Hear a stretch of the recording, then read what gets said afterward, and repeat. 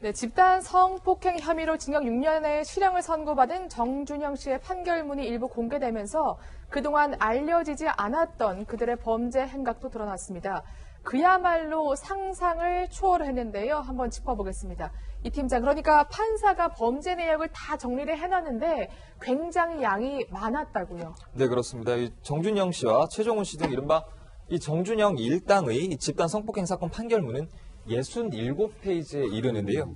이 판결문 제일 끝엔 이 불법 촬영 그리고 유포 혐의에 관한 이 정 씨의 범행 내역이 이렇게 정리가 되어 있습니다.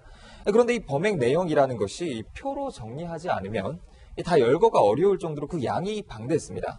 뭐 최종훈 씨, 승리 씨, 이종현 씨 등의 이 지인들에게 끊임없이 불법 촬영한 이 영상을 공유를 했고요. 1심 재판부는 이를 모두 유죄로 인정을 했습니다. 네. 정말 밥 먹듯이 여성들을 촬영하고 그 영상들을 유포했다. 이 말이 딱 맞더라고요. 이제 이게 보니까 뭐 장소도 여러 군데예요. 때와 장소를 가리지 않았는데요. 어떤 때는 보면은 뭐 유흥업소에 가서 혹은 자신의 아파트 혹은 비행기 안에서 뭐 장소도 가리지 않았고요. 때도 시도 없이 뭐 하루에 3번씩 그 본인이 촬영한 이 동영상을 또 자신들이 운영하는 단체 단톡방에 채팅방에 올리기도 하고 이렇게 했거든요. 거기 내용을 보면 뭐 어떤 경우는 동의를 받아서 촬영한 것도 있기는 해요. 네. 그러나 동의를 받았다고 하더라도 유포하면 그 자체로도 또 죄가 되거든요. 그래서 거의 뭐 하루에 3끼 밥 먹듯이 유포도 했고 습관적으로 이 불법 촬영, 유포 이거를 반복했기 때문에 뭐 아까 67페이지 중에 뭐 A4 용지로 빽빽하게 적어도 한 2장 정도가 범죄 사실로 들어갈 정도로 많았습니다. 네. 그야말로 시간과 장소도 가리지 않았다고 합니다. 이 부분 역시 판결문에 아주 조목조목 정리가 되어 있는데요. 한번 화면 같이 한번 보실까요? 저희가 정준영 씨의 범죄 행각들 판결문에 나와 있는 내용 최대한 압축해서 적어봤는데 그야말로 화면에 빽빽합니다. 이 한 장도 모자라고요. 네, 다음 장까지 이렇게 이어지고 장소 알 수 없음, 항공기 안, 일본 호텔 그리고 별의별 사진이 다 있었습니다. 판사도 힘들었겠는데요, 다 적느라. 예, 뭐 판사나 검사 이런 경우 쉽게 보지 못했을 겁니다. 보통 이제 금융범죄가 업무상 횡령하는 그런 경우가 사실은 반복해서 이루어지기 때문에 이렇게 범죄 명령표를 만들어서 이렇게 하는데 성범죄에 있어서 이렇게 한다라는 건 상상하기가 어렵고요. 지금 범죄 일람표 이걸 보게 되면 장소가 집뿐이 아닙니다. 집, 심지어는 항공기, 어딘지 모를 장소, 호텔, 장소 자체가 망라하고 있고요. 또 그다음에 피해 여성이 보통은 관계를 계속 가져가는 어떤 특정한 피해 여성과 이렇게 되는데 지금 범죄 사실에 들어가 있는 피해 여성이 10명이 넘어간다라고 지금 이야기를 하고 있기 때문에 많은 분들이 이제 걱정하시는 것처럼 과연 이게 전부이겠느냐라는 그런 생각을 좀 할 수밖에 없는 것 같습니다. 네, 시간도 보면 새벽 12시, 3시, 6시 그야말로 다양한데 이 정도면 교수님 거의 병 수준이다 이렇게 볼 수 있지 않을까요? 왜냐하면 이 사람한테는 그때 시간이 활동 시간이에요. 남들은 잠잘 시간인데.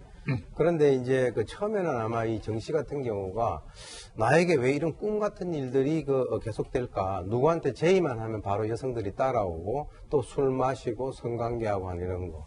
근데 이제 점차적으로 조금 지나니까 이것을 주위 사람들한테 좀 가까운 사람들한테 자랑을 하고 싶다라고 하는 그런 교만함이 아마 들었을 겁니다. 그렇게 했는데도 불구하고 일정 기간 동안 별다른 문제가 없고 그러니까 뭐라고 본인 스스로에게 생각을 하냐면 나는 보통 사람들하고 다르다. 호텔, 집, 비행기, 유흥 주점을 가리지 않고 나는 하고 싶은 대로 마음대로 하고 나같이 할 수 있는 사람이 있느냐. 그래도 나는 인기를 계속 유지하고 바깥에 나가면 팬들이 나에게 대해서 열광을 해. 그러니까 스스로에게 예를 들어서 준영아 너는 참 대단한 친구야. 이렇게 아마 스스로 어떻게 최면을 걸었을 가능성이 있습니다. 그러니까 이제 자연적으로 죄의식이라든가 이런 죄책감 이런 건 전혀 없고 습관적으로 중독적으로 이런 행위를 갖다 죄책감 없이 계속 해왔던 것이고요. 많이 가지고 있는 것 자체가 이 사람에게는 존재감 또 주위에 있는 사람들에게 많이 퍼뜨리고 있는 것이 그 자신이 스스로에게 있어서의 어떤 존재감을 부여하는 하나의 동기가 되지 않았나. 그런 잘못된 생각 때문에 아까 말씀 나왔습니다만 재판 결과하고 펑펑 울었다 그러잖아요. 그게 뭐냐면 현실로 돌아온 거죠.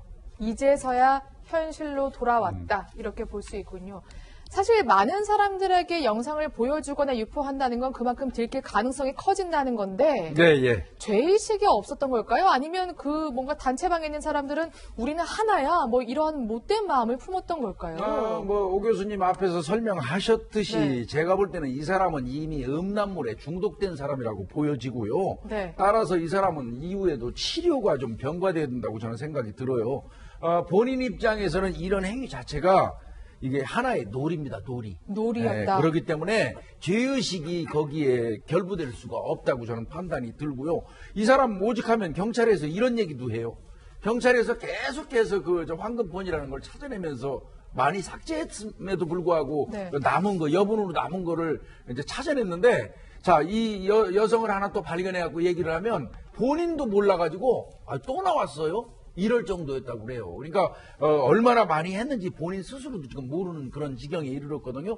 거기에다가 그거를 유포해서 자신들이 운영하는 채팅방에 올리면 거기에서 누군가 하나라도 하지 말라고 얘기하는 사람이 없었다는 거죠. 네.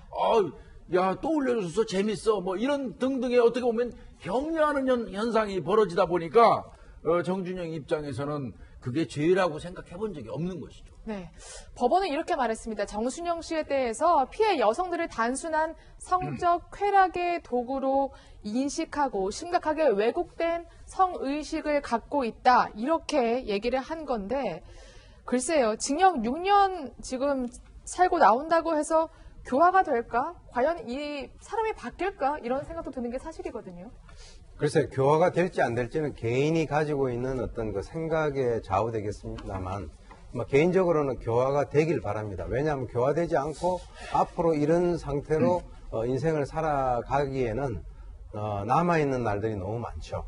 그런데 실제로 그 대구 집단 성폭행과 관련돼 가지고는 이 재판정에서 줄곧 이렇게 주장을 했어요. 합의에 의한 성관계다라고 얘기를 했었었는데 실제로는 합의에 의한 성관계건 또는 동영상을 그 사람에 대해서 뭐 합의를 받고 찍었건 간에 아까 말씀하신 대로 그것을 다른 사람들에게 유포하는 것은 이건 또 다른 문제죠. 그런데 뭐라고 얘기를 나왔냐면 이 범행을 한 이후에 이 최 씨에게 종훈아 피해자가 딴소리를 할 수 있으니까 카톡으로 마사지를 좀 해줘라. 그게 무슨 말이냐면 카톡으로 이렇게 몸 전체를 이렇게 딱 찍어라 이런 의미 같아요.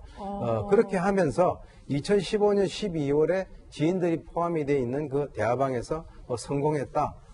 사생활 동영상을 유포하고 그러면서 또 어떤 얘기까지 했냐면 자기는 그 상가에서 어떤 그 성관계를 했다. 그러면서 자기 스스로에게 판단을 쓰레기라고 이렇게 내렸습니다. 본인도 이거 잘못된 행동이라고 하는 것을 이미 인지를 하고 있다라고 하는 것이죠. 그러면서 다른 사람들에게도 즐길 수 있을 때 실컷 즐겨라 라고 얘기를 했는데 실컷 즐기다가 지금 현재 낭패스러운 그런 그 본인의 입장에 있어서는 인생에서 가장 결정적인 위기를 맞은 것이 아닌가라고 생각이 됩니다. 네.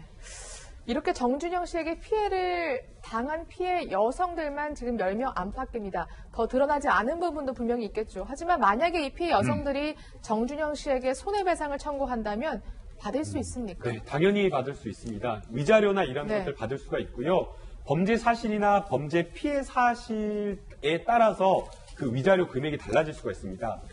동의를 받고 촬영을 했는데 유포가 되었다라고 한다면 그 유포와 관련된 부분에 대해서 위자료를 받을 수가 있고요. 또 유포된 행태가 그냥 개인톡으로 한 것이 아니라 정말 다수가 상당히 많이 들어있는 그런 단체 카카오톡 방에서 유포를 했고 유포한 행위 자체가 한 번에 그치지 않고 여러 번 그렇게 했다라고 한다면 피해 금액은 훨씬 더 늘어날 것으로 보이고요. 아마 지금 정준영 씨는 항소를 하겠다라고 하는 그런 네. 상황이기 때문에 피해자하고 어떻게든 지금 합의할 것으로 보이고 민사소송을 통해서 하게 되면 여러 가지 또 시간도 걸리고 집행까지 이르는 과정에 문제가 많고 또 민사에서 위자료 금액이 인정되는 게 피해 여성이 겪는 여러 가지 그 정신적 고통을 충분하게 헤아리지 못하기 때문에 형사 절차를 통해서 정말 많은 금액, 정말 충분한 금액을 배상받는 게 중요할 것으로 보입니다. 만약에 피해자가 합의를 조건으로 합의금을 받으면요. 민사소송은 별도로 제기하지 못하나요? 네, 대개 이제 합의를 할 때 네. 민형사상 다른 일체의 소를 못한다, 제기 못한다라는 조건을 합니다. 네,